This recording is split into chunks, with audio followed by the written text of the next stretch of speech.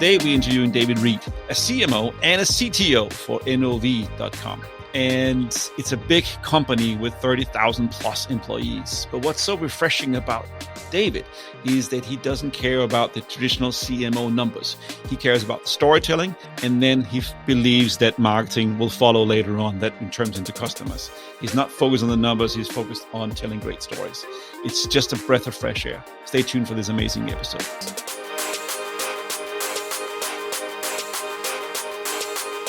We don't think of people as something to use to get a job done.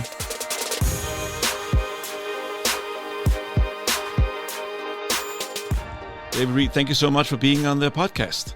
Thank you. It's good to be here. How are you doing today? Great. It's getting to the end of the year. It's getting to the end of the year. You were eyeing some holidays, some vacation time, some downtime coming up? Absolutely. Yeah. Okay. I think it's that grind for all of us just to get to the end of the year and then hopefully a fresh new start next year, yeah? Yeah. So, David, can you tell me about NOV, what it is and what you guys do and where you're based? Well, we're all over the world. So it's about, maybe 32,000 people. We're in Australia. We're in about 65 countries in the world. We manufacture for all sorts of applications, usually heavy machinery.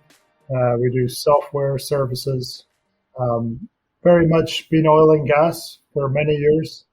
In Australia, we do some industrial and some agriculture, and we're very heavily involved in energy transition right now. Okay, so you do both the hardware part and the software part to go along with the hardware. Sure, and the services. So we have big data systems and all that kind of, catchphrase of the day. Okay, all right. And what came first, the hardware? You went from a hardware company to now implementing software? Well, we're an acquiring company. So our oldest part of our business goes back to early 1800s in France. So there's that part, which, they started working with all sorts of applications from trains to cars, the automobile industry. And then we kind of emerged as the three strong brands that started building machinery in the US and started acquiring. So they're 100, 150-year-old brands. But very much oil field built the company. Heavy US manufacturing, and then we just acquire companies since I joined about 30 years ago, probably about a company a month. Wow. So you joined the company 30 years ago? Yeah. Yes. So I started actually doing architecture in the UK, and then California, and then back to the UK. And someone offered me a job in a repair workshop for large machinery, which I knew nothing about. But they were very good to look for types of people. It was a Californian corporation. They were very different in how they thought about people. And one guy met me socially. They hired me, put me in a repair shop. For me, it was about 92. So everybody had an Apple Mac computer on their desk. That's all I was interested in. I wanted to try that. So that started it. I thought I would go for a month. So here I am 30 years later, still there. Wow. And you originally from? Scotland. Scotland, yeah. I thought I could hear that in the accent, but I just want to make sure. Okay.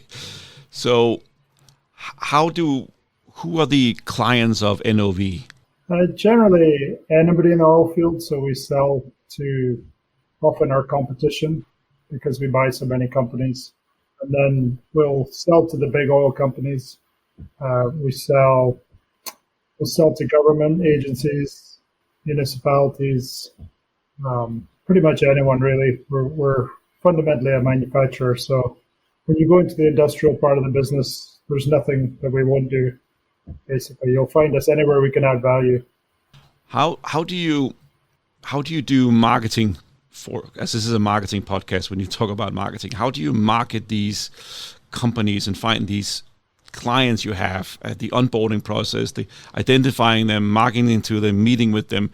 Can you walk me through that process? Yeah, I'll pretend there is one. We we have a lot of brands that are top brands, and so often we have reach already. We have relationship. So the challenge is we buy companies and then try and leverage our larger brand. So what that does is creates opportunity for us to try and bring something that may not be associated and try and associate it. And then when we move into new areas, we generally have to reestablish ourselves. And so there's kind of a ground battle, which the sales guys do, of trying to build connection. We'll use shows, or we used to use shows, um, but we've really been heavy social media. Kind of, we do live shows a couple times a week. We do various forms of social media and engagement. That's probably been our most successful method in the last few years. That allows you to utilize the sales force that you have and try and build connections as they build connections and start use content to open up doors for them. So we've had a lot of investment in storytelling and video content. So we do everything inside. So we're able to create good, engaging content. We have our own animators, and so we often use them, especially for products that you can't see when they're in operation. So quite a range of tools and products for us. Wow. Can you walk me through a campaign where you use the animators and social media? Can you walk me through from the start to the beginning how it worked to become alive and you can pull in clients? Sure. Well, we have multiple brand managers inside the department. They'll generally cover a few key brands. What usually will happen will be a request for, here's a new product that's coming out. So often new product based, very much a technology company. So when a new idea or new product comes up, they'll always ask for the most expensive and best thing we've ever done. They'll say, I need that. So we get huge demand for high-end animation, let's say. Usually we'll try and consult at that point and try and help them think of other ideas just so that we can afford to do everything we want to do. So we have a very good creative team, and they're very good at helping technical people or salespeople have a vision for doing something different. And so that's been very effective for us. So it's really a meeting. If we can get face to face, once we have a brief written up and get them off of kind of what they think they want, that works really well for us. All right, David, can you tell me more about the creative team and how you use storytelling? What's the process of implementing storytelling? When it's the right project and it's worth the investment, we have 3 people who are extremely high talent creatives who we call them the Beatles, mostly because they think they should do a solo album, but it's a really bad idea. So they when they come together, magic happens that they couldn't produce themselves. So project by project, we just look for things that, like, if we invested here, that would have a big impact on the total company or on the amount of dollars we could produce. So, and also it has to be fun. That's kind of important for the team, that they see something that is different and fun. Sometimes we produce content and we'll have someone replicate that content because it's boring for them to keep doing the same thing over and over again. Most of the people who see it then want the exact same thing again because they think that's the right idea. But we're kind of obsessive on excellence as well as surprising people. And so the team always wants to do better and different every time. So we pursue that, and that works well. People remember that, and it works, and it's functional. So I always tell the team that our competitors are not the target at all, especially in storytelling. We think of Hollywood as the ones we want to beat, and so we try and approach our work that way. That how do we get better than them? That works well for us. So it's not, nothing is as set as you would think. Whatever it is you come up with, you figure it out. So when you work with John, Paul, and George in the Beatles, I presume those would be the 3 Beatles that you would prefer to have. when they do from the storytelling point of view, how is it that the storytelling changes your content creation? How do you use the storytelling? We use it for different things. Sometimes we use it internally, sometimes we use it externally. It's really when there's something important to convey, we kind of choose to rally around it. But it's really, we started with internal because we had such a large company, we had to communicate to so many people. We all the leadership team would travel around the world, and it really was getting old for all of us. And so I hired a guy who was actually an engineer in the company, and I'd seen his work. And so I hired him. I wasn't even in marketing at the time, and as a full-time storyteller. And he turned up with instruments, which surprised me. And he was able to make film and write the music and do all the work of a whole team. And so we started with that, and it was extremely high quality already. And then I had an animator who I encouraged to do physical drawing and art. I've encouraged everyone to do that because they were all working digitally. And we actually built it into a show that we were doing. We created an art gallery. But at the end of it, I got to see who was able to really do physical art. And so she became the art director, but her job isn't really art directing, but she does what I call performance art. So she will draw in front of people things that just amaze them and wow them. And they would normally say no to an idea or a concept, but when they see her create in front of them, they just go, yeah, okay, I get it. They get excited. So that's kind of her part. And then the other guy is, he had a different job when he came in, but I saw a microphone on his desk one day and I asked, what is that? And he said, oh, I do a lot of outside voiceovers. And I said, oh, really? Do you want to start a podcast? And he was like, well, I'd love to do a podcast. So his job became the voice. That's what his job title is. But the three of those together, they do great work on their own. But when they do stuff, I think we were trying to get an animation done once. And they said, we're not going to get this done. There's not enough time. And they thought it's for this guy, Scott, they said. And I went, oh, okay. I said, well, I got some bad news because Scott is not the one who's asking. It's our CEO who's asking. And you have a few days to produce something. And so they went out and made a fake ad quickly. They got their cameras and they made this whole story up instead of doing an animation. So in 2 days, they produced what was basically the level a television ad would be. And I said, this is amazing. I don't even know what this is, but I want you to every month, if you get all your work done, produce another one of these. And so they did for months on end. I didn't even know why. We just did it. Very funny. Turns out most of our people are good actors. And so we did that. And then we decided to do Facebook Live. This is a lot of years ago. And when we did, we ran it like a show, like an American football show. And every time there's time for ads, we started pushing these ads into the middle. It was hilarious when it really worked, but it was very different. And so we didn't have a plan for that. We just had this is something, let's keep pursuing it. And so we have a lot of projects where we don't quite know what it is, but we start doing it and then it becomes something really important. So it's a lot less controlled than most environments.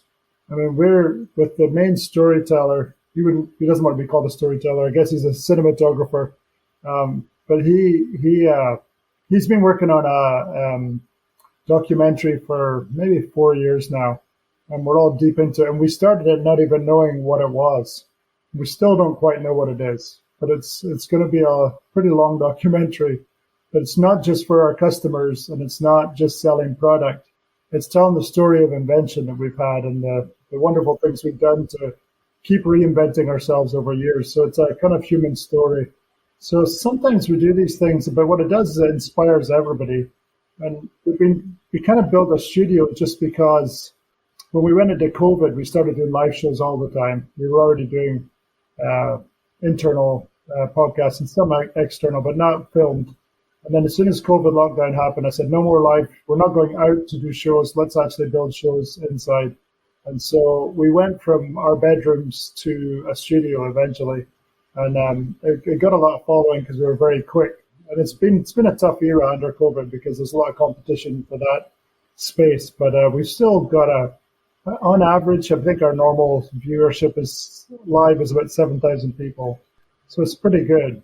Wow, that's pretty good. And these are your key target clients. These are your potential No, customers, or no? no, No. some are. Some We don't one or care. two. No, Okay. no, no. It's not one or Okay. two. So it's for every, It's no. I mean, I really became a believer in LinkedIn because I was traveling the world, and from my account, I was finding that most of the clients I was trying to reach were actually watching, getting my content, but it's not a huge number for us. That's all. So it's. I mean, if we hit 1,000 people, and 6,000 are there looking for a job, that's okay.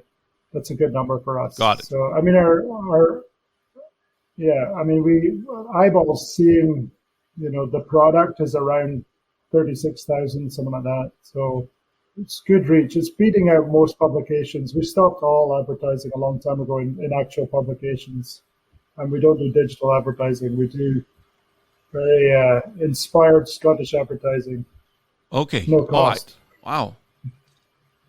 Okay. So let me get this straight. So no more advertising. It's all about storytelling, all about content creation and getting as many followers. Some of them might be customers, some of them might be future hires, some of them might be for internal boost. It's a story to inspire everyone about human connections. That's what you're doing. Yes, I mean we run it outdoors, outside, and we run it inside. But yeah, fundamentally, it inspires the employees. There's no one in our space doing anything like it, so it engages the customers. It's really hard for them to catch up because they're all corporate machines, and so we have a genuine nature. Like when we film manufacturing, it looks emotional and romantic, but it's manufacturing. It's human beings, but you feel so connected. And when I show it to people in our industry, they all go, "Oh, we'd always thought like stay away from the workshop. It's a dump." And so we have this because the guy filming it came from the workshop. He has this connection between human and machine, and there's a weird love that happens between those things. People love what they do, and you can capture it. So we have weird pictures of people touching machines, and you're like, what is that? But that's what really happens is people love what they do. And so, yeah, we capture that and we tell it in a way that's encouraging and inspiring, and people like it.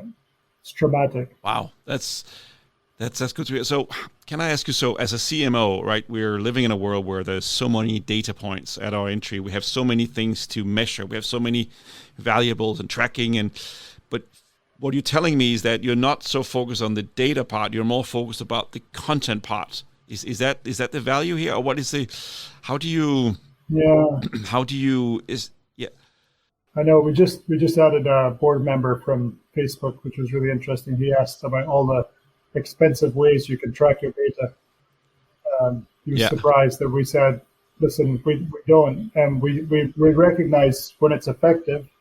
We get feedback, we see business happening, people talk about it. It's much softer what we measure. We don't put pressure on and say, you're spending this money, you better deliver this value. We're seeing it because the industry talks about us all the time. And we see it when we had one animation. It was just so clear and fast that it communicated a value that our whole sales team's plan for the year was done in 2 weeks because we ran this animation on social media. And Wow. that's a win. And so it's funny because this is the Facebook guy's first board meeting. He's kind of leaning in, really excited, and he keeps asking these very intelligent questions, and I'm giving him these. Well, this is what happens. And he said, "Well, a lot of that stuff's a waste of money anyway. So people buy it, but they can't act on it. So Well, I'm a little bit impressed and a little bit shocked in a positive way that with 32,000 employees, where everything is a big corporation, many brands, a very old company, that you are so open-ended to the creative process and just let it flow.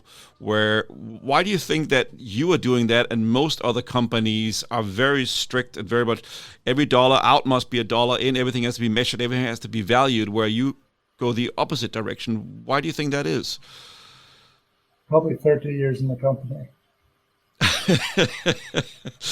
Most Good answer. CMOs I meet are in and out within 3-4 Yeah. years. Yeah. I grew up in the business. I understood it. I was involved in designing the machines. I know the customers. I'm one of the main speakers for the company globally. So I am the voice of the direction of the company, and so they use me that way. That's not what most CMOs do. So I learned in speaking to CMOs that like I mean, the reason they gave me CTO as well as CMO was because I was already messing with the technology all the time. So it made sense for them, and I was helping us with the direction of the company. And so they just finally went, "You probably should have both." And I was like, "Are you going to pay me twice?" And they said, "No." And I went, "It's okay. I want to do both." But I like it. I like messing with the technology. I understand the markets. I kind of obsessively, like when we started, I had to go onto every application and see everything, and I was really wanted to connect to everything. So I wanted to understand. Every time we made a new machine, I would go out with it. I'd talk to people. You know, someone came once. We had one machine, and they asked me, we need a study on this machine, and I said, with this customer, we need to understand what they're doing. And I said, look, and so I dialed the guy up and said, tell me what you think. And he told me, and I was like, study over. Sometimes we're trying to study things that we can learn.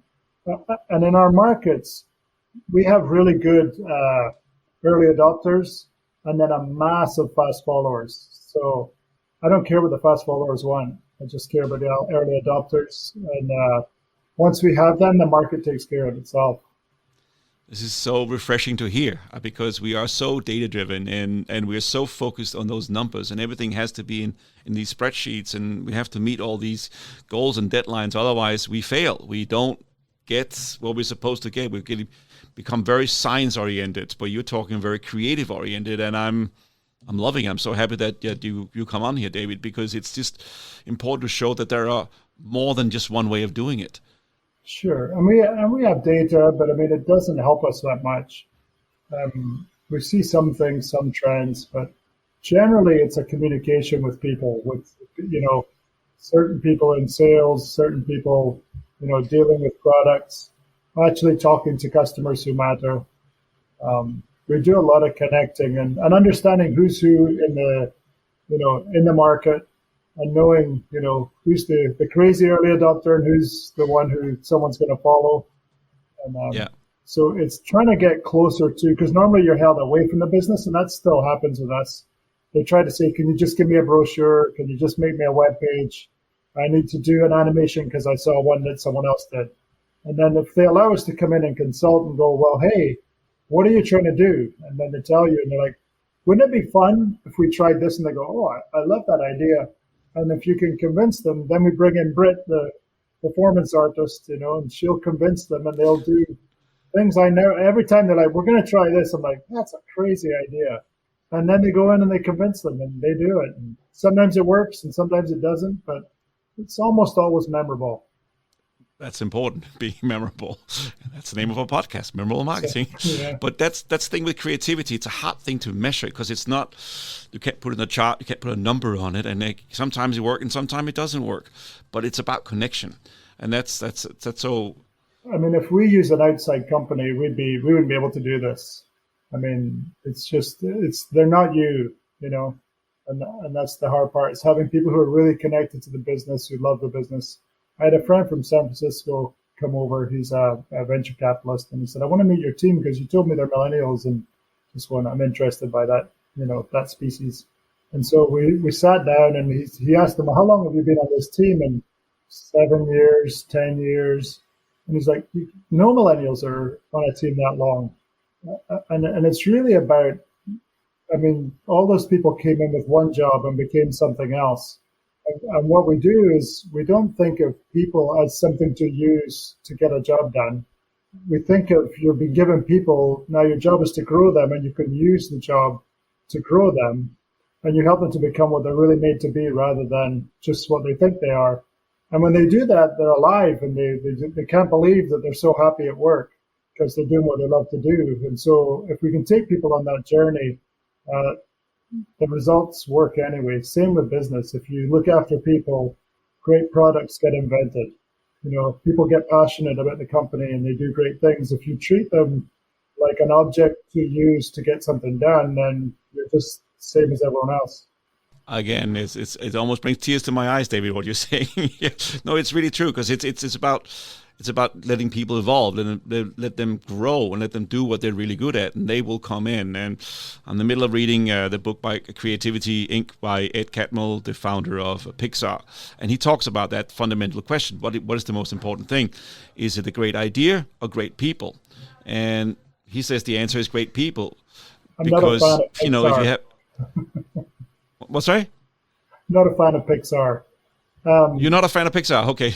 No, we studied both. We went in and met people there. I mean, Disney and Pixar, we looked at both of them. And what they do is they see human beings as their product. And they do a very good job, but they push them to the edge of their humanity. And they don't have a life.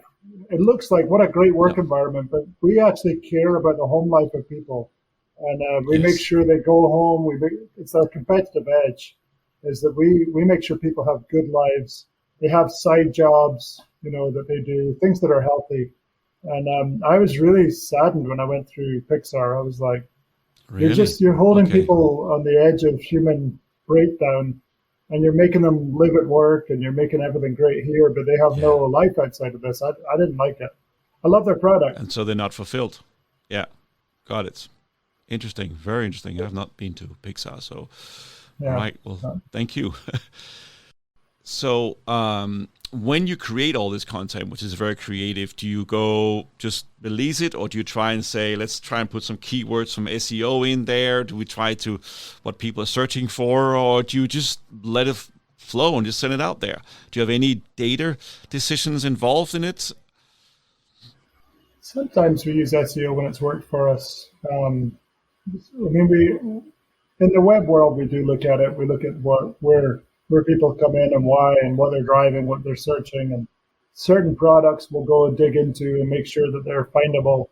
Um, Generally, if we catch, I mean, we work a lot in LinkedIn, which doesn't give you a lot of flexibility, but it gets a lot of following if you do it right. Most people, because they can't control the data, don't work in LinkedIn, but most people in our world live in LinkedIn. So we actually target that a lot. And so it has been a lot more manual process that people don't like, where we'll A/B test things. We don't call it A/B testing. We just try things and see what works. And so we're constantly playing with ideas to see what works the most. And as long as you're being creative, usually that's what works if you hit the right thing. So that's worked better. I think you have to do different than others. If you do the same as everyone else, it's just going to be a bloodbath of cash. Mm, exactly. You kind of play around with it, and LinkedIn's been good at. I know when we started, everyone who was trained in social media just said, "Stay away." It's not good, and it's been really good for us. So Okay. Okay.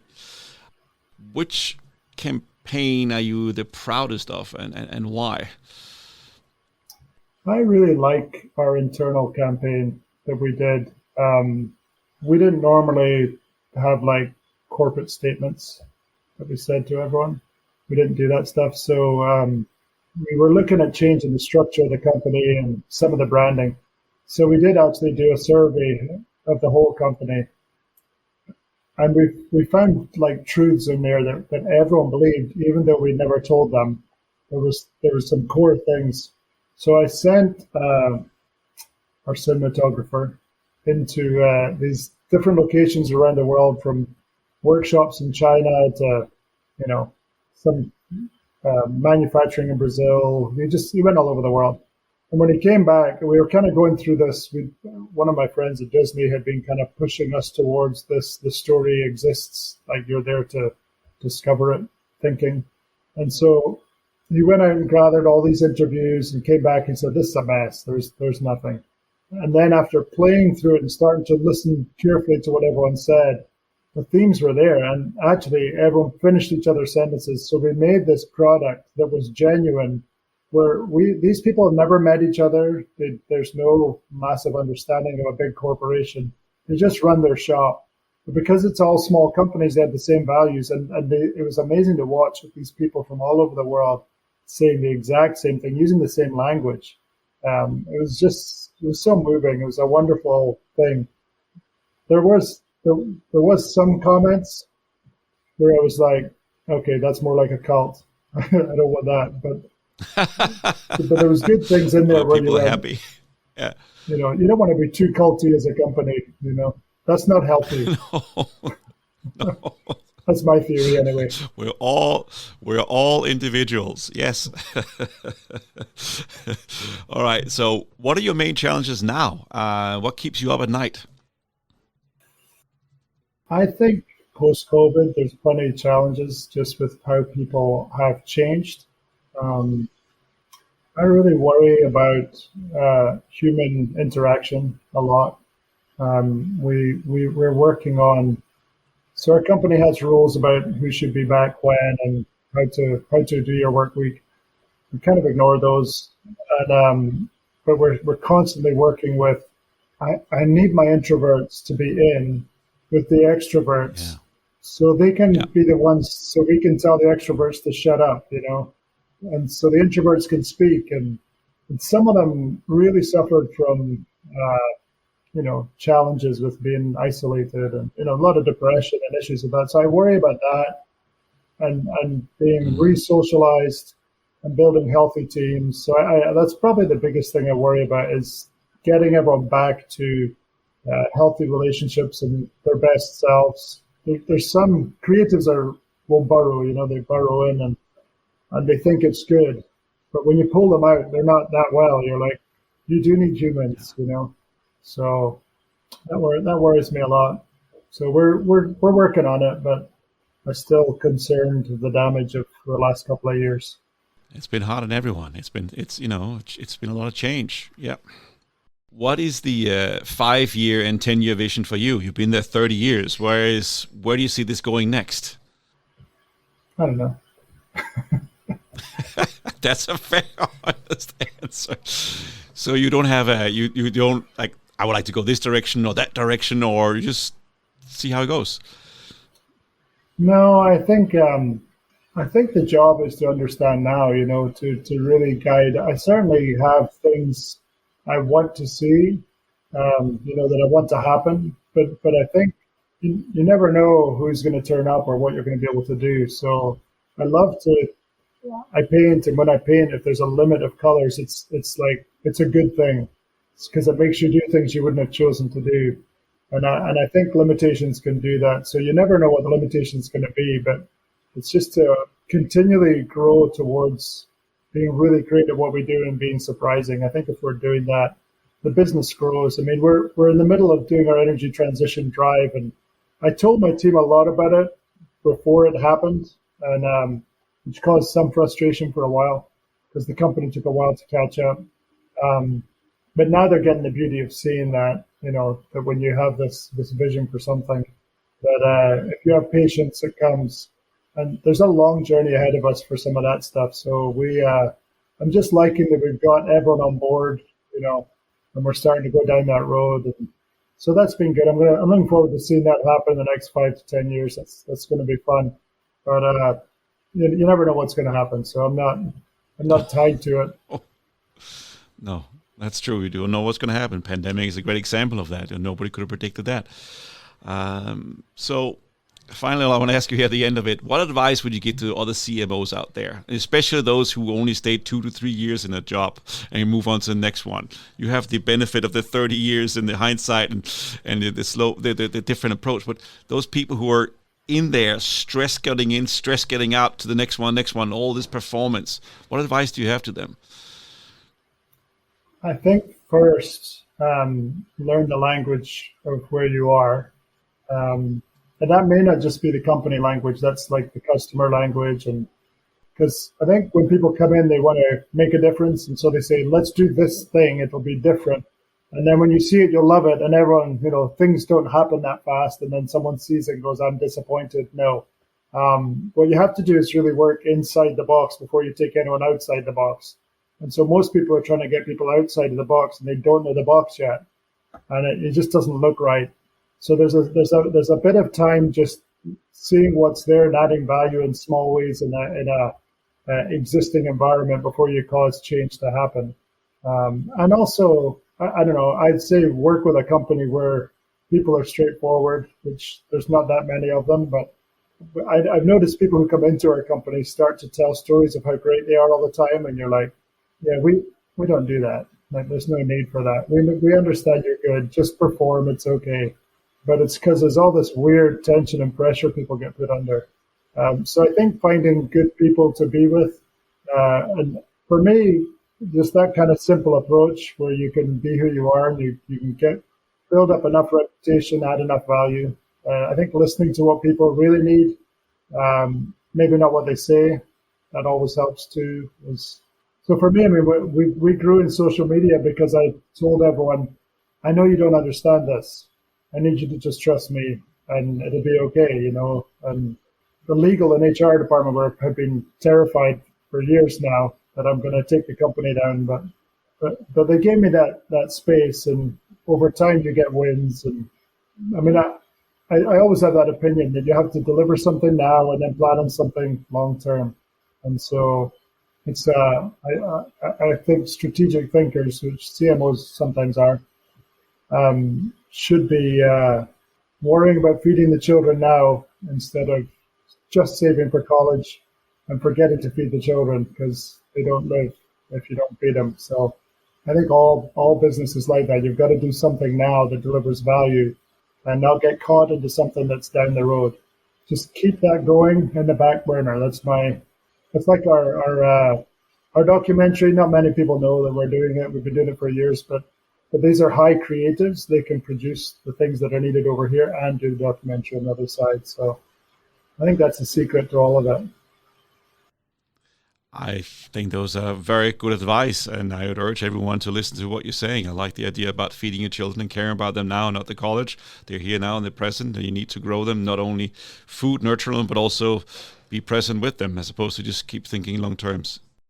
David, thank you so much. It was really, really a pleasure being allowed to interview you. I promise to stick within the 1 hour here for us, so I'm going to sign off. I know you have other things to do. It's late in the day where you are. Thank you so much for coming on here. It was really, really good to interview you, and I'm happily that you came on. Thank you so much. So thanks for having me. I enjoyed it. It's good being on. If you're a regular listener or if you have watched this podcast before, you would know at the end of it, I always bring in Sane. And who is Sane? He is the person who keeps us sane. He is the one who makes sure that all the technique is working, the sound is working, and the video is working. And Sane, the reason why I always bring you in is always to get your perspective on what you thought about today's episode.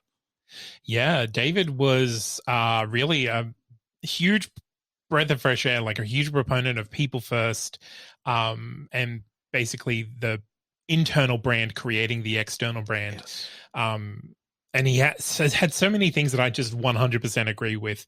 But I think when it comes to marketing, like, again, we've seen this trend of marketing managers going like, we pay too much attention to the granular data and the reporting, where the value of creative and creative storytelling is where the brand value comes from. So I think that is one of the biggest things he had to say. Yeah, it's so interesting doing this show every week, right? You get to meet all these amazing people. But David, who works at a corporation, has 30,000 plus employees, which is a big corporation, right? And he's at the C-level, at the highest level. This organization doesn't care about the numbers. It doesn't compute in my brain. And it's such a breath of fresh air, as you said, to have someone who is in that high position, who just cares about the storytelling, who cares about the content, who cares about moving people. Yeah. And then everything else will happen. So if the employees are happy, the customers are happy, his clients or potential new clients, it will come down the line. Yeah. He's not in a hurry. He's not pressured for next quarter's numbers. And I think in one point in the interview, he says that the problem with most CMOs, they're there for 2 years and they jump to the next position and they have to perform under an amount of pressure for 2 years. And that's the only way they can prove their worth is by numbers. He's playing the opposite game. He's been there a long time and he's taking it very slow. But obviously he's grown the business. It's just... Yeah, and obviously his unique position as CMO and CTO does also plays into that. And I think here what he had to say about the value of letting the brand be what it is, and then diversifying from that. He's not willing to allow it to stagnate. He's always looking to creatively expand what this business and where it's going does, and he does that through creating a great team and just the loving way that he spoke about his creators. Yeah, the Beatles. His creative team. Yeah, the Beatles. Oh my God! Well, it's just I cannot emphasize that enough, because everyone else is so focused on the numbers and have to deliver the results constantly, where he just takes it easy. I think it's just good to see someone at that high position who's just that much into storytelling. It warms my heart. Yeah, couldn't agree more. What a wonderful guy. Thank you, Zane. Thank you.